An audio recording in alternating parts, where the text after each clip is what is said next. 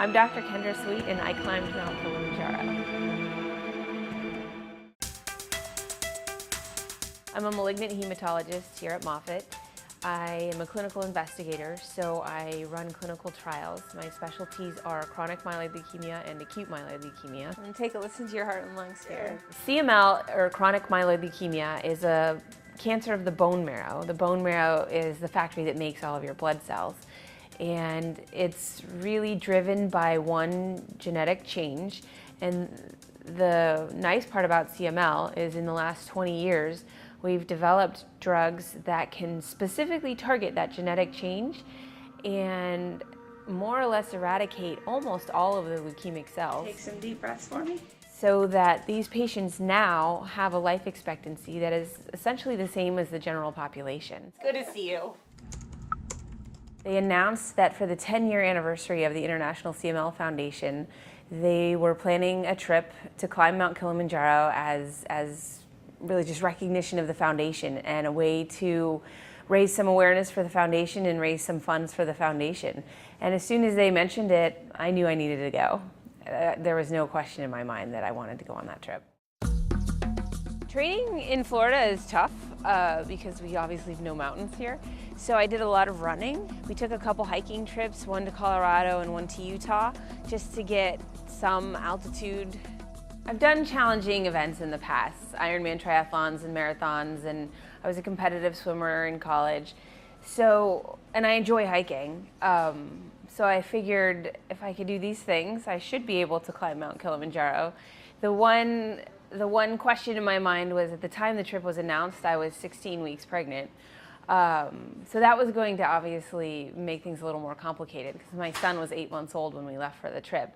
But at the same time, it gave me a little extra motivation to get moving after he was born and regain some fitness after he was born because I knew I had something huge that I needed to be prepared for. Mount Kilimanjaro is the largest freestanding mountain in the world. The peak of Kilimanjaro is 19,341 feet. I think there's somewhere around 30,000 people that climb it each year, with maybe 70% who make it to the top. We completed the first day of hiking. We're at the Simba camp. It was 6 days up and 2 days down, but the last day up was also the first day down. So we were hiking for 7 days.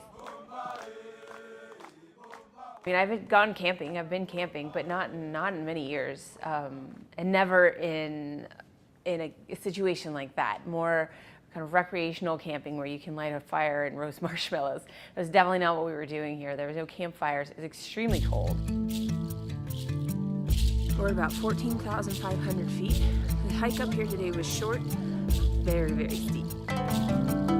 So Kilimanjaro goes through, I think it's 4 or 5 different climate zones because we started somewhere around 5,000 feet above sea level and then obviously finished at 19,300 feet above sea level. So you start out in kind of this rainforest climate zone, so there's lots of trees, lots of green. It was warm. The first day we were in t-shirts and light hiking pants. Then as you go up, there's less and less vegetation, less and less wildlife. The day before we reached the summit, we were hiking on what I could only imagine is what the moon looks like. Just barren landscape, just rocks and dirt. The clouds, you're above the clouds, you can see them rolling in. But there's nothing there. There's no wildlife up there. But you can see everything from up there. We saw the sunrise from the roof of Africa, which is just unbelievable. There were many times where all I kept saying to myself was, you have to just keep moving. Just keep putting one foot in front of the other. Today we reached the summit of Mount Kilimanjaro, which was really exciting and really, really hard. Definitely the hardest thing I've ever done in my life. I wanted to take a video at the top, but they rushed us off the mountain because it was 0 degrees and 60-mile-an-hour winds. The feeling of accomplishment when you get to the top of something like that is just overwhelming. To know that we worked so hard. There wasn't a minute of that trip that was actually comfortable. It was raining, it was hailing, it was hot, it was cold, it was sleeting, it was snowing. It changed from minute to minute. But the group that we were with was so much fun, and everyone was there with a common mission. Before the trip, we were up to $281,000. I think as of today, we raised another $19,000 after the trip, so we're right at about $300,000.